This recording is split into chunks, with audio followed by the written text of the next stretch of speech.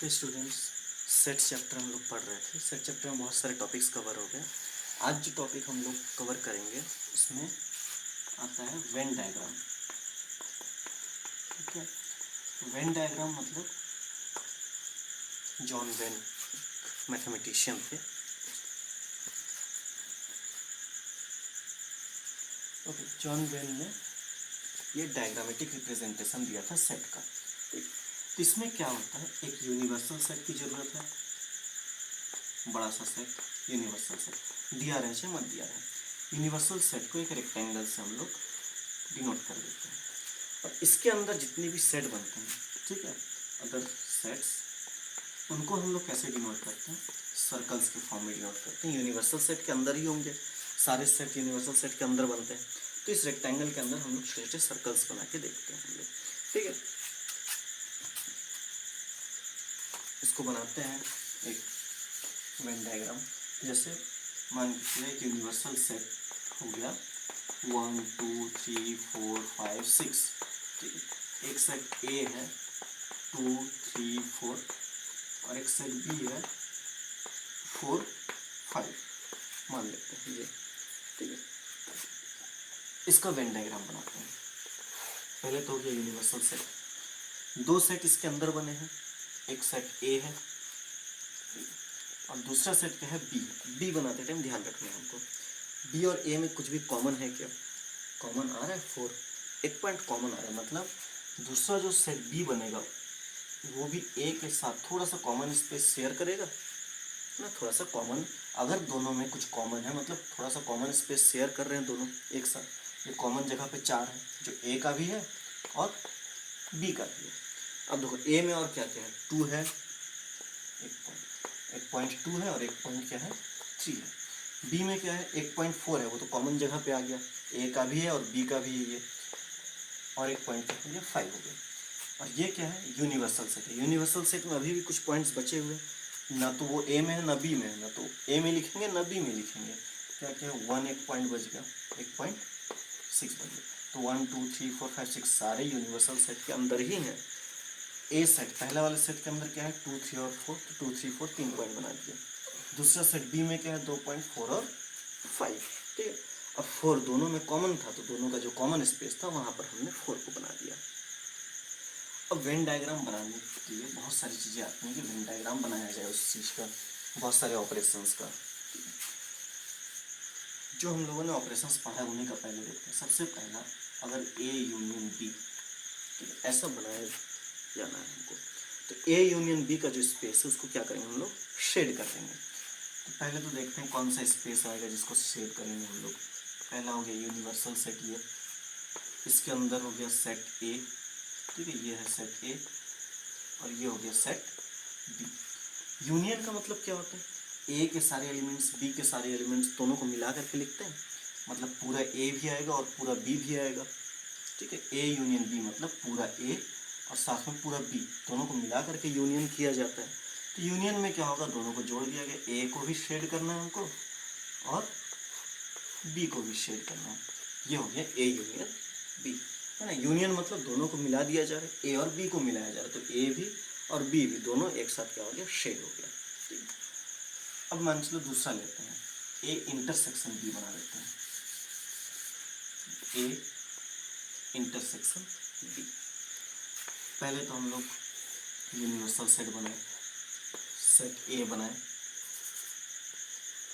और set B बनाए, ए और बी। इंटरसेक्शन का मीनिंग क्या होता है, पिछले वीडियो में हम लोग पढ़े थे, यूनियन, इंटरसेक्शन, कॉम्प्लीमेंट, ये सब के बारे में। इंटरसेक्शन का मीनिंग होता है कि दोनों का क्या है, कॉमन पॉइंट। दोनों का कॉमन पॉइंट क्या है, ए और बी का कॉमन पॉइंट ये वाला एरिया, यहाँ से लेके यहाँ तक, ये ए का भी हिस्सा आ रहा है इसमें और बी का भी हिस्सा आ रहा है इसमें, तो ये एरिया क्या है, कॉमन एरिया है, तो ये हो जाएगा इंटरसेक्शन, ए और बी का इंटरसेक्शन। इसको सेड कर दिया हम लोग। ठीक है, ए इंटरसेक्शन बी का वेन डायग्राम हो गया। एक दूसरा लेते हैं हम लोग, दो हो गए, थर्ड नंबर लेते हैं, मान लीजिए इसको ए डैश को हमको निकालना है। तो यूनिवर्सल सेट हो गया ए यू, एक सेट हो गया ए। ए डैश मतलब complement, complement of set A. Complement of set A means क्या होता है, ए को छोड़ के बाकी सारे टर्म्स, ठीक है। तो ए को हम लोग छोड़ देंगे, ए जो सेट है ये छूट गया, ठीक है, सेट ए छूट गया, बाकी जो पूरा जगह बचा है ये क्या है, ए डैश है। ए डैश का मतलब है ए को छोड़ के बाकी पूरा एरिया, तो ए को छोड़ के बाकी पूरा एरिया हम लोग क्या करेंगे, शेड कर देंगे। ए छोड़ दिया हम लोग, ए डैश मतलब हो गया ए को छोड़ के बाकी पूरा एरिया आ गया उसमें, तो कॉम्प्लीमेंट मतलब उस जगह को छोड़ दिया और बाकी पूरा एरिया हम लोग शेड कर दिए। अब कॉम्प्लीमेंट में बहुत सारे अजीब अजीब क्वेश्चन आते हैं सॉल्व करने, जैसे एक क्वेश्चन लेते हैं हमारे, ए यूनियन बी डैश, ऐसे आ गया क्वेश्चन, ये हो गया हमारे इसमें ए और ये हो गया बी, यूनिवर्सल सेट ए और बी। अब ए यूनियन बी मतलब ए और बी पूरा मिला दिया हम लोग, ए को भी ले लिए और बी को भी ले लिए, पूरा आ गया ए यूनियन बी में। डैश मतलब क्या है, इस पूरे का कॉम्प्लीमेंट है ना, ए यूनियन बी मतलब ये पूरा एरिया ए भी आ गया और पूरा बी भी आ गया, तो पूरा एरिया कवर हो गया ए यूनियन बी में। डैश मतलब इसका कॉम्प्लीमेंट लेते हैं, कॉम्प्लीमेंट मतलब इस एरिया को छोड़ करके बाकी जो बाहर एरिया बचा वो पूरा आएगा, तो ए यूनियन बी का कॉम्प्लीमेंट हो जाएगा ये पूरा एरिया, तो ए और बी को छोड़ दिए, दोनों को छोड़ दिए, ठीक है। ए यूनियन बी मतलब ए भी छोड़ दिया गया, बी भी छोड़ दिया गया, ए यूनियन बी डैश का कॉम्प्लीमेंट ए यूनियन बी को छोड़ के बाकी पूरा बाहर के एरिया शेड कर दिया, तो ए यूनियन बी डैश का वेन डायग्राम तैयार हो गया। यहीं पर अगर मान के इंटरसेक्शन दे देता,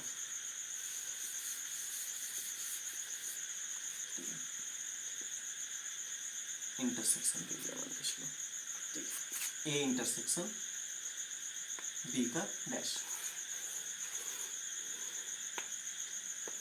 ये हो गया मान के पहला सेट ए, ये हो गया दूसरा सेट बी, और ये है universal set. A intersection B मतलब, इंटरसेक्शन मतलब क्या होता है, अभी सेकंड पॉइंट में भी हम लोग देखे थे, इंटरसेक्शन मतलब होता है दोनों का जो कॉमन पॉइंट होता है वो इंटरसेक्शन है, तो ये वाला एरिया हो गया इंटरसेक्टिंग पॉइंट, ठीक है, ये हो गया common point, A intersection B का एरिया ये वाला है।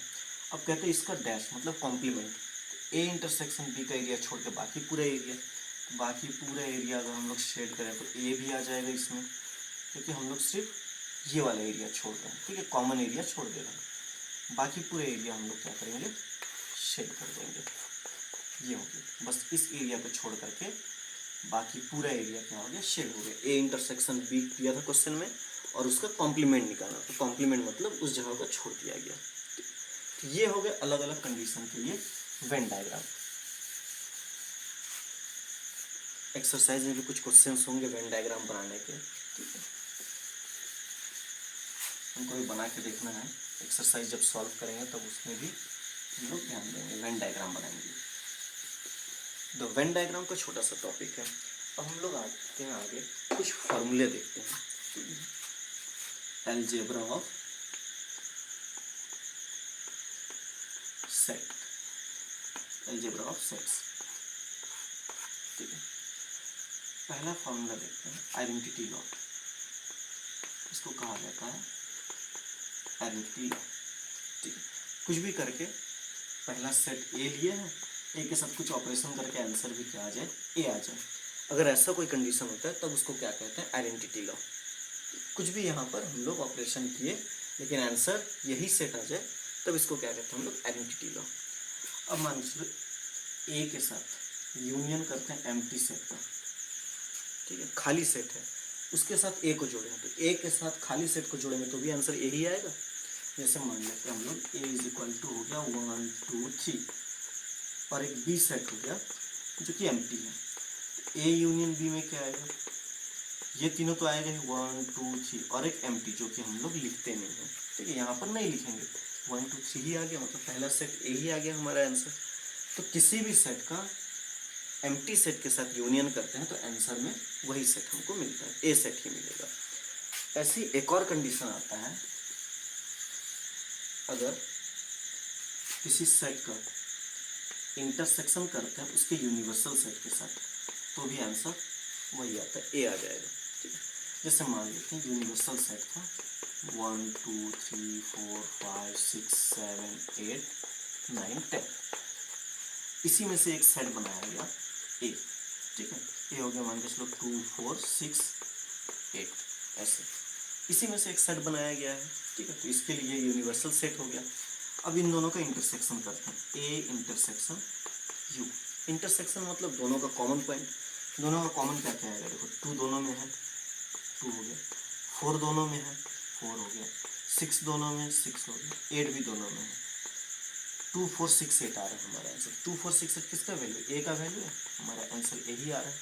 मतलब यूनिवर्सल सेट के साथ अगर किसी सेट का इंटरसेक्शन करते हैं तो हमको वही सेट आंसर में मिलता है। तो आइडेंटिटी लॉ में ये 2 पॉइंट आते हैं, 2 फॉर्मूले आते हैं, ठीक है, ए यूनियन एम्प्टी सेट ए होता है और ए इंटरसेक्शन यूनिवर्सल सेट क्या होता है, ए होता है, ठीक। ये हो गया पहला आइडेंटिटी लॉ। दूसरा हम लोग देखते हैं कम्यूटेटिव लॉ। कम्यूटेटिव लॉ इसमें होता है ए यूनियन बी और बी यूनियन ए दोनों इक्वल होता है।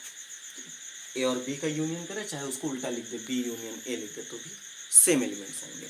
जैसे एग्जांपल लेते हैं, ए हो गया 1 2 मान लेते हैं और बी हो गया मान के चलो 2 3, ठीक।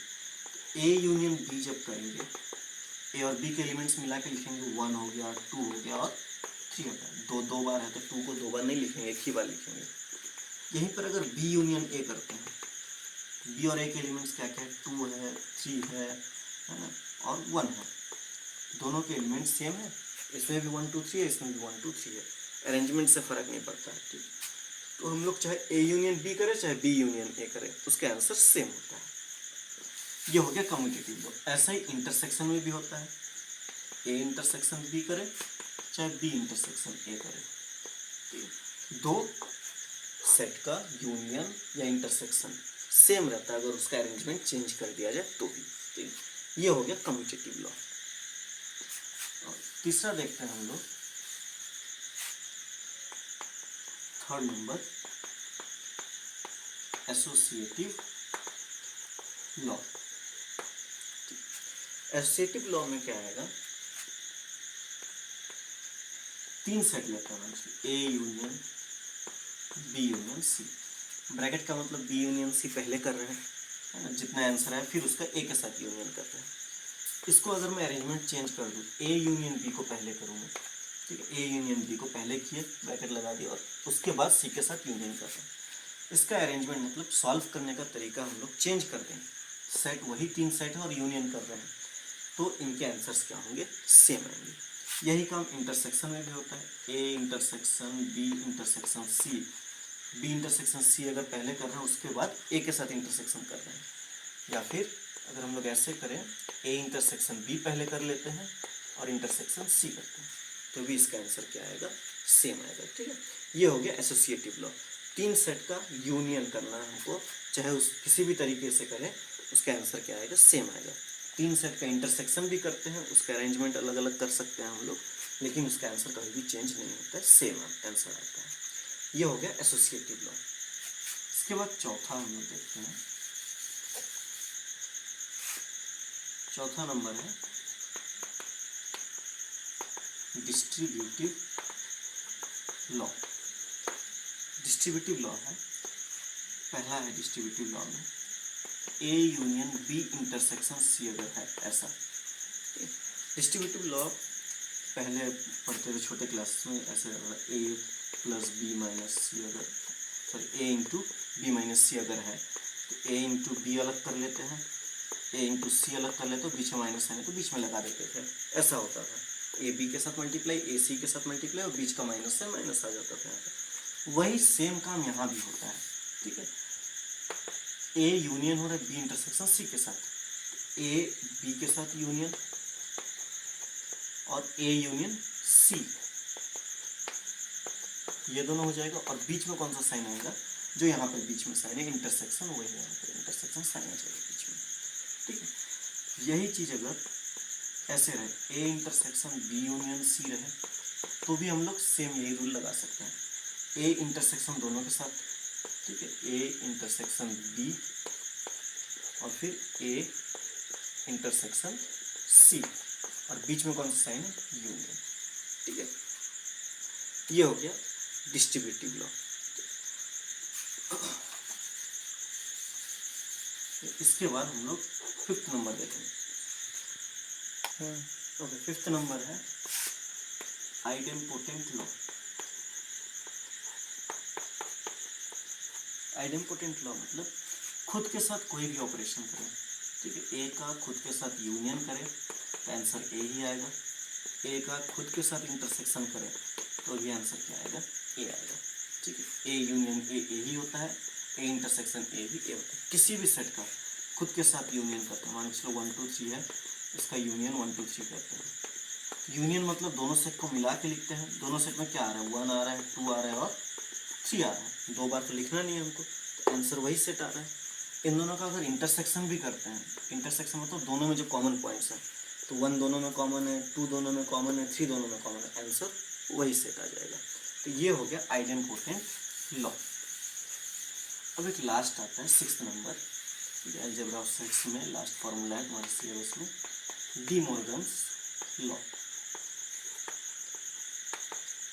डी मॉर्गन्स लॉ, ठीक है, डी मॉर्गन्स लॉ में 2 फॉर्मूला आता है कॉम्प्लीमेंट से रिलेटेड है, ए यूनियन बी का डैश और ए इंटरसेक्शन बी का डैश। ठीक है, ए यूनियन बी का कॉम्प्लीमेंट और ए इंटरसेक्शन बी का कॉम्प्लीमेंट, इसका फॉर्मूला लिखोगे, ए डैश अलग बी डैश अलग, दोनों में वही है, ए डैश अलग बी डैश अलग, बीच का साइन चेंज हो जाना, यूनियन है तो यहाँ इंटरसेक्शन हो जाएगा, यहाँ इंटरसेक्शन है तो ये यूनियन हो जाएगा। ये है De Morgan's law. Complement of A union B is equal to complement of A intersection complement of B, A union B dash is equal to A dash intersection B dash, और यहाँ complement of A intersection B is equal to complement of A union complement of B. ठीक है, A intersection B हो dash is equal to A dash union B dash. ये हो गया D Morgan's law. ये algebra of sets के कुछ फॉर्मूले हैं, इसका यूज़ एक्सरसाइज के क्वेश्चंस में होना है। ठीक, अलग अलग क्वेश्चंस में इसका यूज़ होना है। तो हम लोग फॉर्मूले का यूज़ एक्सरसाइज जब सॉल्व करेंगे तब समझ में आ जाएगा फॉर्मूले का यूज़। ठीक है, तो हम लोग 2 फॉर्मूला देख लेते हैं इसमें।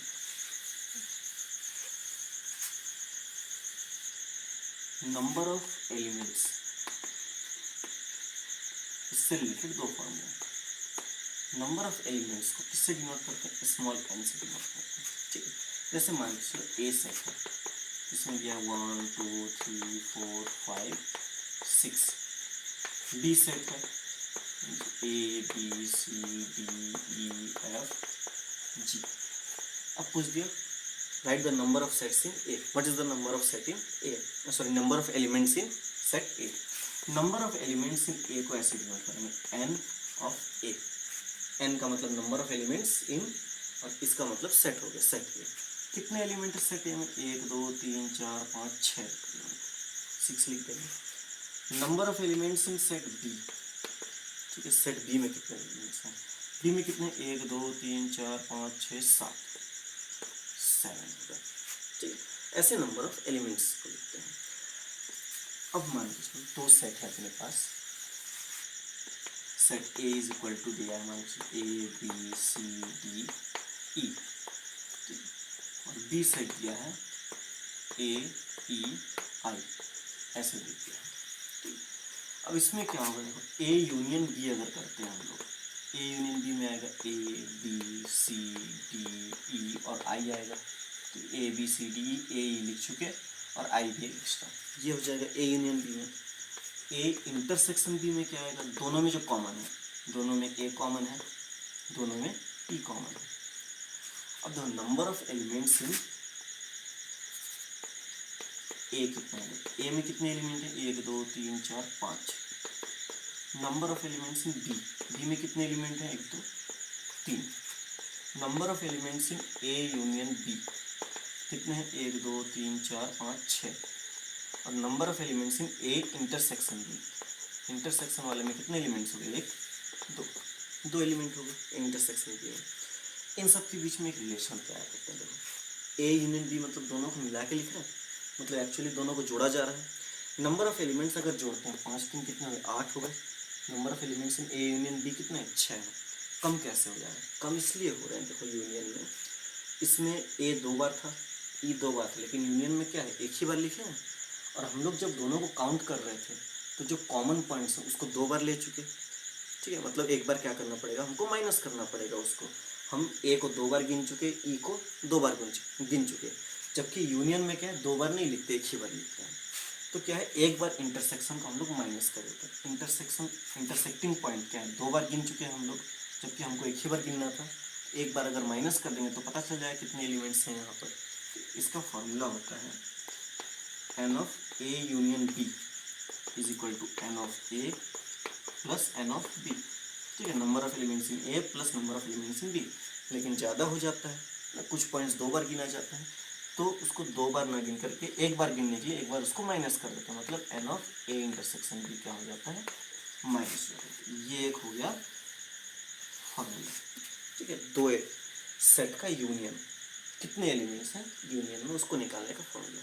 Number of elements in A union B is equal to number of elements in A plus number of elements in B minus number of elements in A intersection B. ये हो गया एक फॉर्मूला।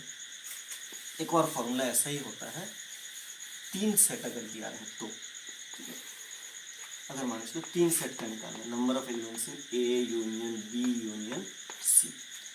इसी type का थोड़ा सा formula है n of A plus n of B plus n of C. Minus करते जाते हैं ऐसे इंटरसेक्शन, दो एलिमेंट दो सेट को लेकर के, माइनस एन ऑफ, एक बार ए और बी को लेते हैं A intersection B, minus n of, एक बार ए और सी को ले लेते हैं ए इंटरसेक्शन सी, फिर माइनस बी और सी को लेकर बना देते हैं बी इंटरसेक्शन सी। लास्ट में इसमें एक एक्स्ट्रा पॉइंट आता है प्लस एन ऑफ, तीनों को एक साथ इंटरसेक्ट करते हैं, n of A intersection B intersection C. ये दूसरा फॉर्मूला हो गया। तो 2 फॉर्मूले नंबर ऑफ एलिमेंट्स से रिलेटेड।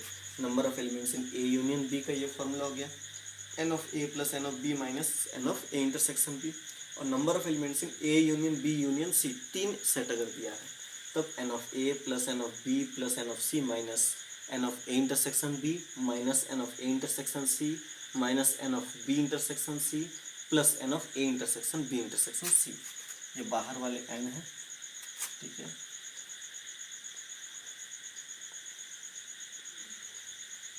बाहर वाले एन है और अंदर वाले इंटरसेक्शन का साइन है।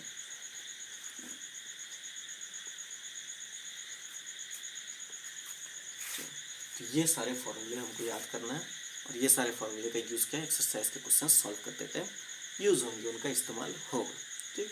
तो इन क्वेश्चंस को, इन फॉर्मूले को याद रखना है, वेन डायग्राम कैसे बनाया जाता है उसको याद रखेंगे और एक्सरसाइज के क्वेश्चन सॉल्व करने का हम लोग कोशिश करेंगे।